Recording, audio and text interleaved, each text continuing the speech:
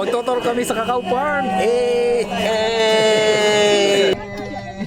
Punta kami guys sa Cacao Farm. Ganda rin, malaki rin yung laging saan sa Quezon. Ano po top speed ng gantong ano? Yung ganitong part? Anong top speed? So, nandito tayo ngayon sa 4K Cacao Farm. Okay, kaway kayo, harap kayo rito, harap kayo rito, dito, sa likod. Okay, dito. Woo! Oh yeah!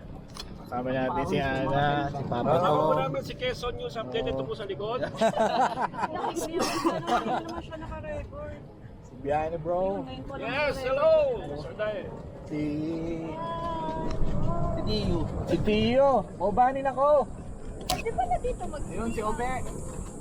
Jandel at saka si Marboy. Papa Dom. Si Papa Dom. Yo! Okay. Okay, may daw si Pauling dyan. February nagkaroon ng plate. Talaga? May ticket? Meron po. Bali may pagkain na po, 1.5 coupon. 1.5? Pakul na? Buffet? May pagkain na po. Okay.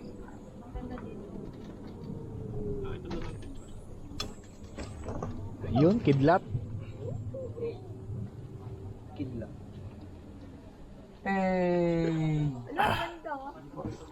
Okay, nandito na kami sa ibabaw. Salamat, sir.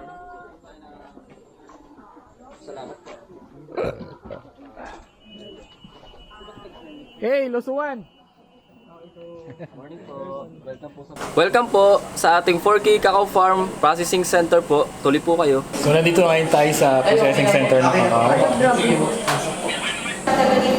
Tawag po dito ay roasting machine. So yung purpose ng roasting is to reach a certain flavor. So yung dinidevelop niya yung flavor po nung cacao po natin. So from roasting, bababa po siya dito. Ang tawag po dito ay cooling. So kinucool down lang po natin yung init ng pagkakasama. Then we will go to bean cracking. Pag sinabing bean cracking, ika-crack lang po natin yung sinangag na buto para madali na pong kunin yung laman. Yung cacao po kasi, ang tsokolate nandun sa loob ng buto. Yun yung tsokolate na ginagawa natin. So pagdating dito, winnowing. Ang winnowing, it separates the nibs. Ang nibs po, yun po yung tsokolate, doon po sa balat. So kinukuha na natin yung laman na gagawin tsokolate at yung balat, ginagamit din po natin siyang fertilizer. So wala din po, tulad po ng coconut, wala din po siyang tapo. Okay? So next, grinding process. Ang grinding process po natin, magiging semi-liquid na po yung tsokolate. So, alam niyo po yung process sa palengke na pinapagiling. Yung tableya, ito po yun. So, dito po, pinapadaan po namin ng dalawang pass para mas makuha natin yung pagkapino nung pong atin pong tsokolate. And then, dito po tayo, pwede niyo pong silipin at amuyin. Ito po yung tinatawag na conching process. Ang conching process, ito po yung nagre-refine para wala na po tayong mararamdaman na grit dun po sa tsokolate. So, ito po yung nagpipino ng tsokolate. Dito din po kami nagtitimpla kung ano po ang gagamitin namin, kung ano po yung gagawin namin, kung dark ba o milk chocolate. Yes. Next. Next po, sa loob po, ay ang ating pong molding and packaging area. Molding and packaging area. Packing area. Malamig kasi meron po tayong kinokontrol na temperature since pagkatapos po ng conching, pupunta po siya dito para i-mold in a certain, syempre, mold. Kung anong itsura, may bar, may dome, may bilog, or kung ano po yung ating po mga tsokolate. And then dito po siya ipapack and yung final product dito po nanggagaling. Okay? So mamaya po, meron po tayong molding activity sa baba after the tour ng lahat. Sabay-sabay po ninyong makikita. Yes, ma'am? Gano'ng katagal po yung shelf life ng chocolates? Depende po sa klase ng tsokolate. The darker, mas matagal. 2 years maximum. Ma'am, bakit nung nalasahan namin ng chocolate parang lasa siyang medyo may alak? Oh?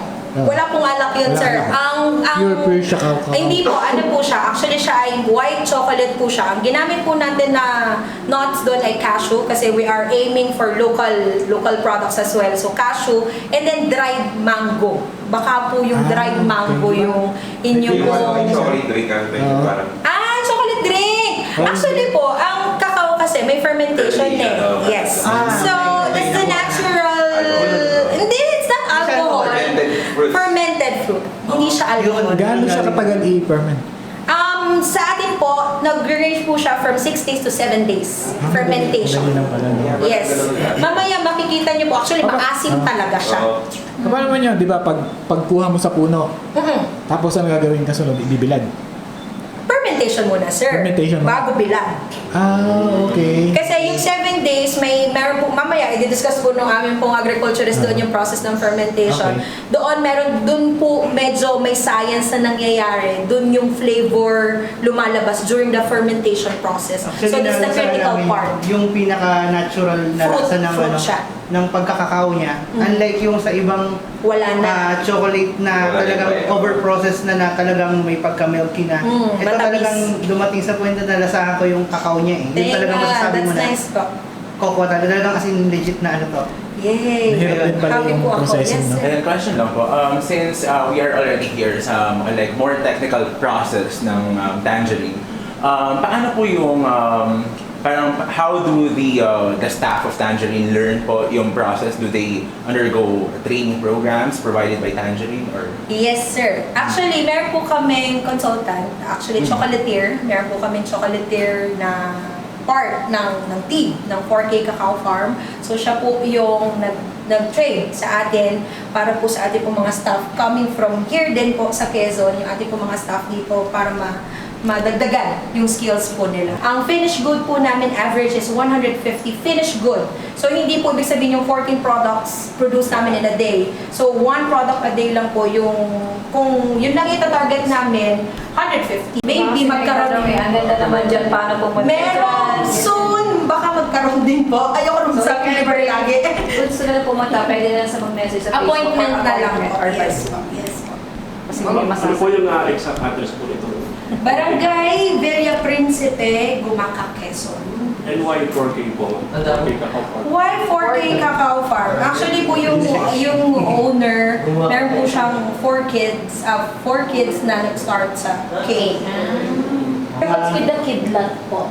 Co-op po ba yun? Actually, yun po yung association na sinimulan po ni Governor nung siya po ay congressman. Mga coconut farmers din po yun, na binigyan po niya ng free seedlings ng cacao during that time. Tapos, tinrade din, and then sila po yung magsusupply po sa atin. Basta pwede pong bumisita po, message lang sa Facebook. Basta ma'am, hindi For po... appointment. Yes. Whatever. Yes. Hindi bigla. Hindi po pwedeng bigla. Ma'am, may tanong pa ako. Ano po yun? Halimbawa po, yung kapatid ko may tanim na kakao.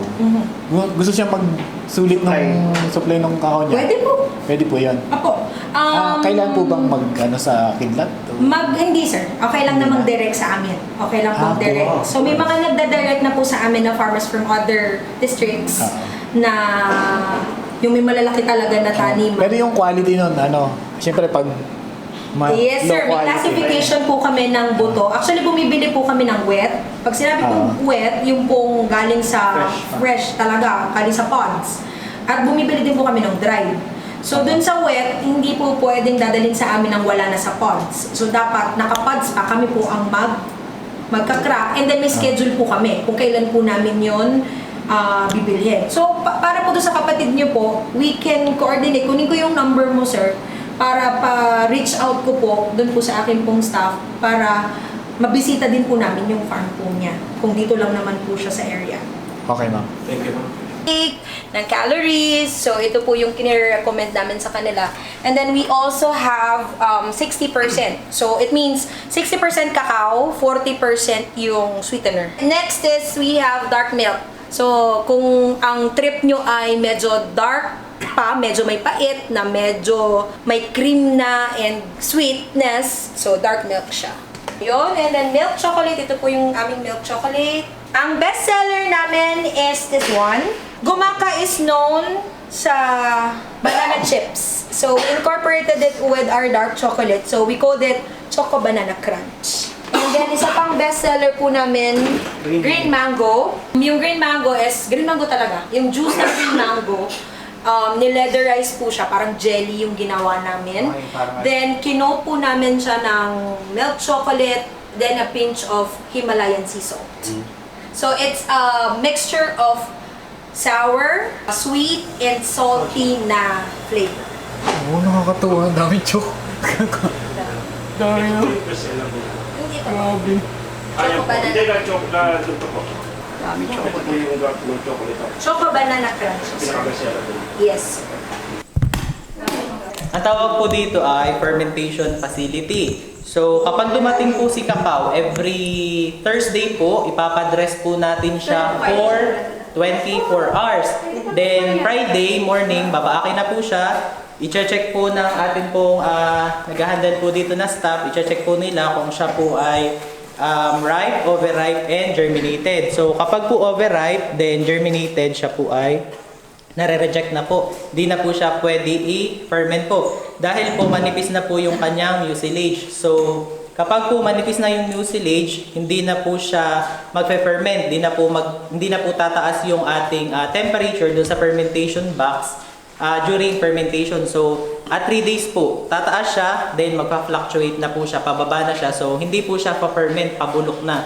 Kaya po ang nire-required namin at least yung 70 to 75% po ang ripeness para po ma-achieve natin yung maximum temperature po ng fermentation. So, bakit po natin ginagawa ang fermentation? Ang fermentation po, ginagawa natin siya para po yung flavor po niya ma-enhance. Ang flavor po niya nanggagaling dito sa mucilage po. Then, after fermentation, ipa-ferment po natin siya for 6 days. Then, dadalahin po natin siya dun sa drying facility. So, nakadepende po sa init ng araw kung gaano natin siya katagal bibilad po dun sa ating drying facility. So, maximum po is 5 days.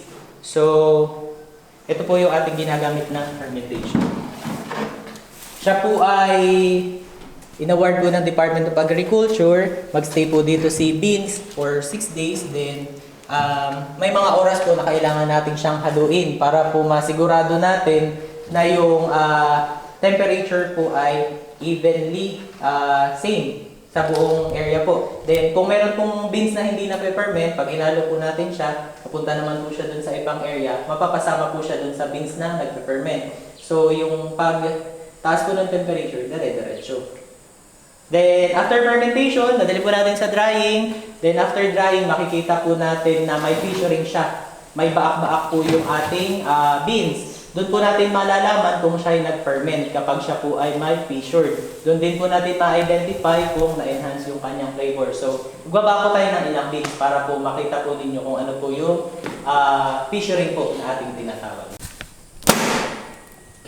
Ito po yung tinatawag na fissuring pero hindi po siya masyado visible. Ibig sabihin po, itong beans po na ito, hindi po niya na-reach yung maximum temperature during fermentation. Ito din po yung ginagawa namin during bean classification. Meron po kami tinatawag na Class A, Class B, and Class C. Yun po yung basis namin kung magkano po namin bibilihin si beans.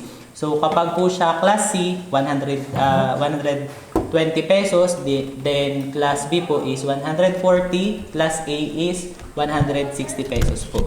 So every batch po, yan naman po random. Sa isang sako po, kuna namin sa taas, sa gitna, sa baba, kukuha po kami ng 100 samples, then may computation po doon kung ano po yung level of fermentation po. Hindi po lahat ng beans ganito po na nag-ferment. Meron din po siyang lumalabas na yung tinatawag po namin na slaty. Ito po, yung tinatawag natin na slaty po or under-fermented. Pag po tinikman natin yan, hindi po yan lasa cocoa. Pwede rin po siyang mapait, maasim at mapakla. Wow. Ano kayo? Usang? Ngayon sa plantation ng kakao. Ongoing pa rin po yung research and development. So ito po ay 1 year old and 5 months. Nag-start na po siya mag-flower. So ang 4K Cacao Farm po ay bumuo po ng sariling nutrient management. So kung mapapansin nyo po, meron po siyang, yan po yung mga black na hose. Yan po ay drip irrigation. So dyan po nare-release yung water. So every day at least 20 liters. Then si fertilizer po, doon po namin dinidilute sa drum po, doon sa likod.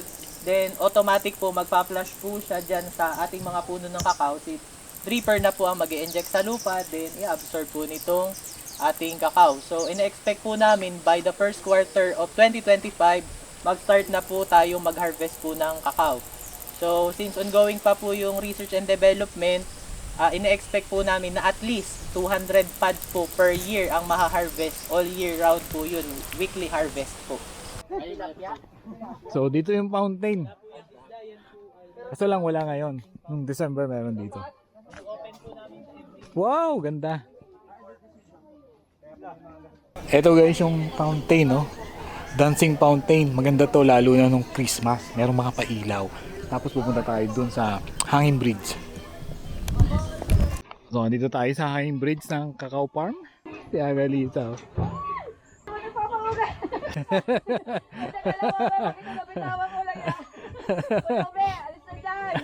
Alam mo, hawak ko yung stop pag ito nabitawan ko ito. Hanging bridge. Si ano? Huwag pa ugain! Ano ba? Eh, wag! Ay, thank you, Lord.